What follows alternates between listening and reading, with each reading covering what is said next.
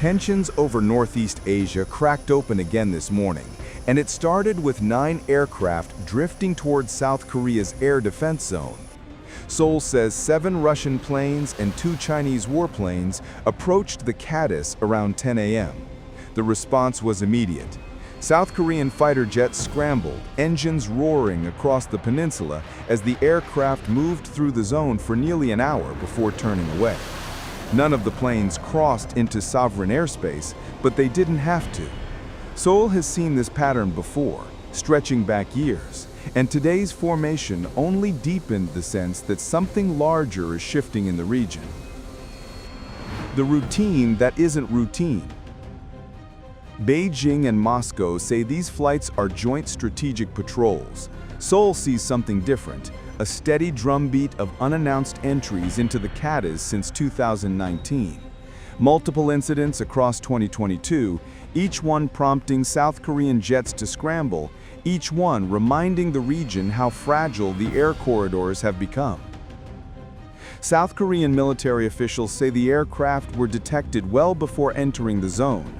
The patrols may be predictable, but they're not treated as harmless, not when 2 nuclear powers send bombers and surveillance planes together towards a peninsula already balancing on old fault lines.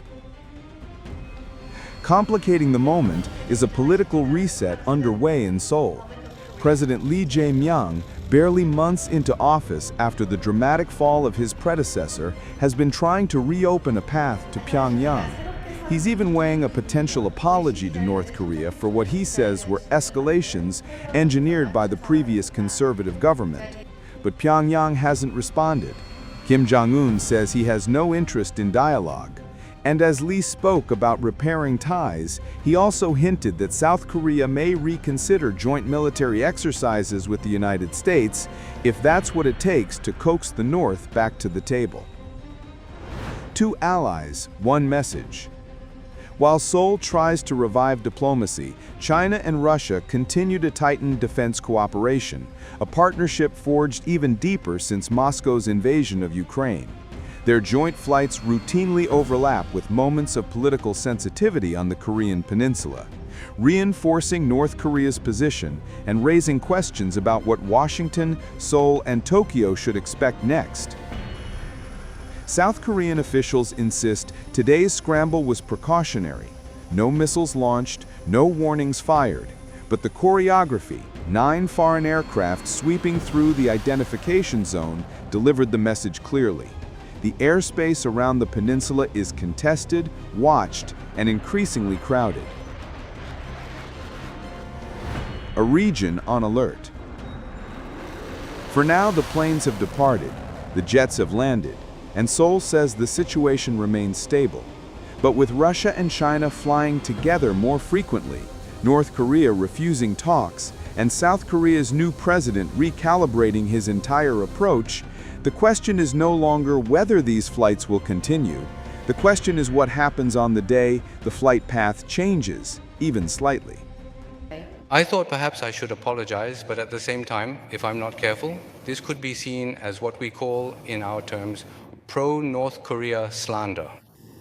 I'm worried that this might become a subject of ideological confrontation in politics, so I haven't been able to bring myself to say anything.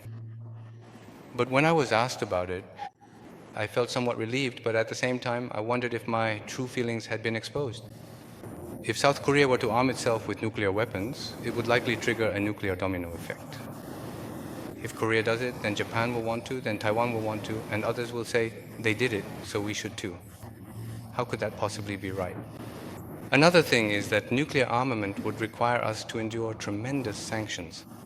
No one in the international community would agree to it, especially not the United States, which has not only a nuclear cooperation agreement with Korea, but also a security treaty. The US would never approve it. As for nuclear armament, even the tactical nuclear weapons we once had have all been withdrawn. In the end, if we pursue nuclear armament, we would have to endure severe international and economic sanctions, and then, as some say, we could end up like North Korea. Can our South Korean economy really withstand that? Can our people endure such hardship? We simply can't do that, and there's no need to either. that only men have been going up to receive it until now. There's a woman back there, because circumstances are always changing. So that we can always communicate and cooperate, we will do our best to create the most objective conditions possible. The issue of raucous joint exercises, if it's absolutely necessary to create favorable conditions for meaningful dialogue, or if the United States truly needs strategic leverage, we should openly state that such important issues can be thoroughly discussed and carefully considered. I firmly believe that this approach would significantly help the United States to effectively open the door to productive negotiations or constructive dialogue with North Korea. From our perspective, it's truly realistically very difficult to produce anything there at all. If it were that easy, the US wouldn't have such limited submarine construction capabilities right now. I think the problem is probably the slow pace at the moment.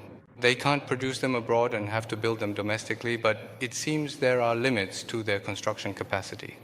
While I understand what they want to do, is it really feasible in reality? Is it really possible?